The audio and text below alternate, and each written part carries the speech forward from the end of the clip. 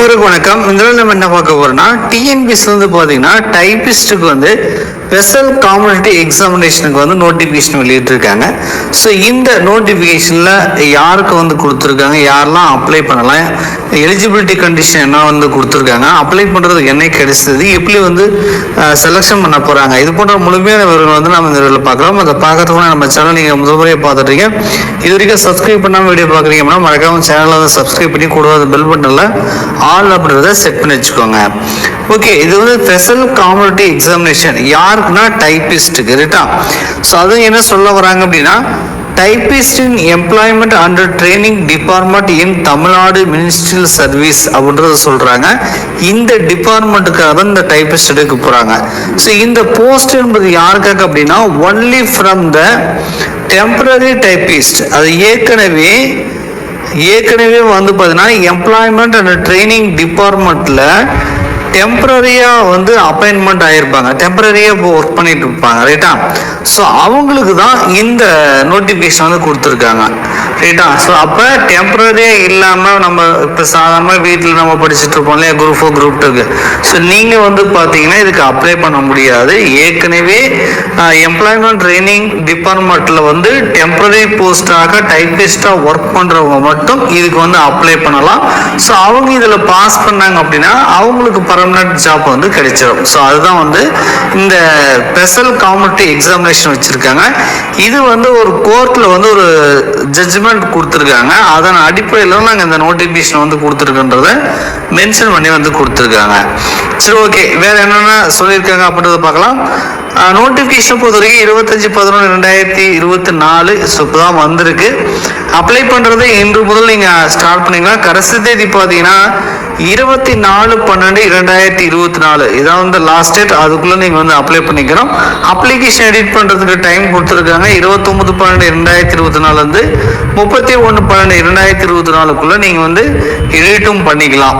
Date of examination இதுக்கான தேர்வு என்பது 8/2/2025 இதுக்கான எக்ஸாம் நடக்கும்ன்றாங்க. பிப்ரவரி மாதம் 8ஆம் தேதி இதுக்கான தேர்வுகள் நடக்கும் அப்படின்றத கொடுத்துருக்காங்க. ஹவு டு அப்ளைக்கான விவரங்களும் கொடுத்துருக்காங்க, நீங்க செக் பண்ணிக்கோங்க. எவ்வளவு சார் வேகன்சி கொடுத்துருக்காங்க அப்படின்னு பாத்தீங்க அப்படின்னா, Tamil Nadu ministerial service employment training டிபார்ட்மெண்ட்ல பார்த்தீங்கன்னா ஒரு 50 வேகன்சி இருக்கு. ஸோ இந்த எக்ஸாம் 50 வேகன்சிக்காக தான் இந்த எக்ஸாம் வைக்க போறாங்க. டைபிஸ்ட் ரைட்டா. சம்பளம் பார்த்தீங்கன்னா லெவல் 8ல் உங்களுக்கு சேலரி கிடைக்கின்றாங்க. ஏஜ் லிமிட்டை பொறுத்த வரைக்கும் பார்த்தீங்கன்னா 1/7/2024 இந்த தேதியின் அடிப்படையில் குறைந்தபட்சம் 18, அதிகபட்சம் 32 வயசு இருக்கலாம். ஸோ ஓசி ஆனால் உங்களுக்கு 32 வயசு இருக்கும் ரைட்டா. அதெல்லாம் போட்டிருக்காங்க பாருங்க. ஓசி கேட்டகரிக்கு பார்த்தீங்கன்னா உங்களுக்கு மேக்ஸிமம் ஏஜ் லிமிட் 32. இதுலேயே நீங்கள் மாற்றுத்திறனாளிகள் இருந்தால் 42, எக்ஸர்சைஸ் மேன் இருந்தால் 50, ஆதரவற்ற விதவிகளுக்கு 37. ஓசியை தவிர BC, BCM, MBC, DNC, SC, SCA, ST இந்த கேட்டகரியில் இருந்தீங்க அப்படின்னா ஸோ உங்களுக்கான ஏஜ் லிமிட் பார்த்தீங்கன்னா 34 வயசு கொடுத்துருக்காங்க. எஸ்சி, எஸ்சி, எஸ்டிக்கு மட்டும் 37 வயசு கொடுத்துருக்காங்க. ஸோ இதுலேயே மாற்றுத்திறனாளிகள் 10 வருஷம் ரிலாக்ஸேஷன் இருக்கிறதுனால அவங்க அப்படியே 10 ஆட் பண்ணி 44, 47 போட்டிருக்காங்க. எக்ஸர்வீஸ் மேனுக்கு 55, ஆதரவற்ற விதவிகளுக்கு 37 கொடுத்துருக்காங்க. இது age limit. Sir education qualification sir அப்படின்னு கேட்டீங்கன்னா இதுக்கு நீங்க 10ஆம் வகுப்பு பாஸ் பண்ணிக்கணும். Must process minimum general education qualification போட்டிருக்காங்க. ஸோ நீங்க 10ஆம் வகுப்பு பாஸ் பண்ணிருக்கணும். அது மட்டும் இல்ல. ரெண்டாவது என்ன அப்படின்னா, must fast government technical examination typewriting நீங்க முடிச்சிருக்கணும் அப்படின்றத சொல்றாங்க. By higher senior grade in Tamil and English.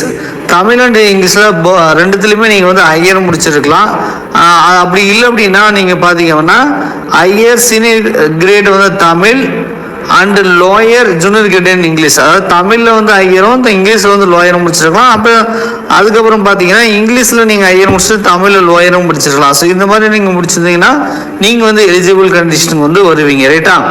A pass certificate course in computer on office automation conducted by the technical education department government of Tamil Nadu. So நீங்கள் அந்த computer automation சொல்லுவோம் இல்லையா, அதுக்கான சர்டிஃபிகேட்டும் வச்சிருக்கணும் அப்படின்றதும் இதில் குறிப்பிட்டிருக்காங்க. ஓகேங்களா.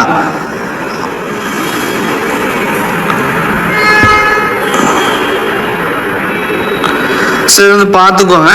இந்த சிஓஏ சர்டிஃபிகேட்டை பொறுத்த வரைக்கும் நீங்கள் ஏதாவது கம்ப்யூட்டர் சயின்ஸ் ரிலேட்டடாக படிச்சிருக்கீங்கன்னா அது தேவையில்லை.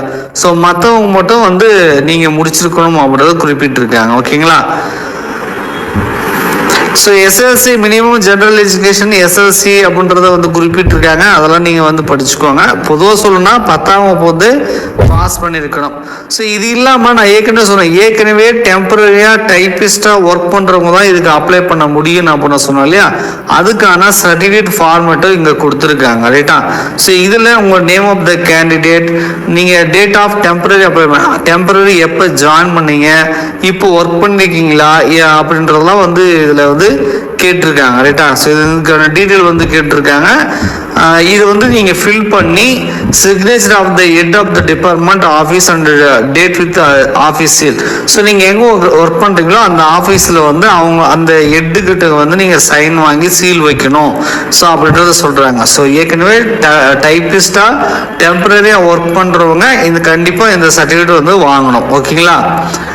ஸோ மற்ற விவரங்கள் வந்து பார்த்தீங்கன்னா செலெக்ஷன் ப்ராசஸ் கொடுத்துருக்காங்க. ஏற்கனவே சொன்ன மாதிரி தான் எக்ஸாம் வைக்க போகிறாங்க. நம்ம குரூப் 4 மாதிரி இருக்கும். ரைட்டா? அப்போ 100 கொஸ்டின் தமிழ், 75 ஜிகே, 25 வந்து ஆப்டிடியூட் மென்டல் அபிலிட்டி இருக்கும். ஒட்டு மொத்தமாக 200 கொஸ்டின். ஒரு கொஸ்டினுக்கு 1.5 மார்க்கு, மொத்தம் 300 மார்க்கு, 3 மணி நேரம் எக்ஸாம் நடக்கும்.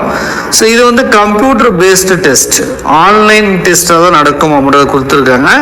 ஸோ இது வந்து டெம்பரரியாக ஒர்க் பண்ணுறவங்க மட்டும் தானே. அப்போ நம்பர் ஆஃப் கேண்டிடேட் வந்து ரொம்ப கம்மியாக தான் இருப்பாங்க. ஸோ அதனால் எக்ஸாம் சென்டர் வந்து பார்த்தீங்கன்னா உங்களுக்கு சென்னை தான் வந்து எக்ஸாம் சென்டராக கொடுத்துருக்காங்க. ரைட்டா? நீங்கள் எந்த டிஸ்ட்ரிக்ட்லேருந்து அப்ளை பண்ணாலும் சென்னையில் போயிட்டு எக்ஸாம் எழுதுகிற மாதிரி இருக்கும். ஆன்லைன் எக்ஸாமாக கம்ப்யூட்டரில் வந்து நீங்கள் எழுதுகிற மாதிரி இருக்கும். அப்ளிகேஷன் ஃபீஸை பொறுத்த வரைக்கும் ஒரு 100 ரூபா வந்து அப்ளை பண்ணுறதுக்கு அப்ளிகேஷன் ஃபீஸ் வந்து மென்ஷன் பண்ணி கொடுத்துருக்காங்க. ஸோ 100 ரூபா கொடுத்துட்டு நீங்கள் தாராளமாக இதுக்கு வந்து அப்ளை பண்ணிக்கலாம். சிலபஸ் வழக்கமாக வந்து பார்த்தீங்கன்னா கீழே வந்து நோட்டிஃபிகேஷன் அட்டாச் பண்ணி வந்து கொடுத்துருக்காங்க. ரைட்டா? ஸோ நீங்கள் இந்த போஸ்ட்டுக்கு இந்த நோட்டிஃபிகேஷனுக்கு நீங்கள் எலிஜிபிளாக இருக்கும் பட்சத்தில் லாஸ்ட் டேட்டுக்குள்ளே வந்து நீங்கள் அப்ளை பண்ணிக்கோங்க. நான் திரும்பவும் சொல்கிறேன், இது வந்து ஆல்ரெடி டைப்பிஸ்டாக டெம்பரரியாக ஒர்க் பண்ணுறவங்களுக்கு வைக்கக்கூடிய ஒரு போட்டித் தேர்வு. ரைட்டா? அவங்கள பர்மனன்ட் போஸ்ட்டாக மாற்றுறதுக்காக இது நீதிமன்ற தீர்ப்பின் அடிப்படையில் வைக்கக்கூடிய ஒரு ஸ்பெஷல் எக்ஸாம். ஸோ அவங்க மட்டும் வந்து நீங்கள் அப்ளை பண்ணுங்க. ஓகேங்களா? நன்றி, வணக்கம்.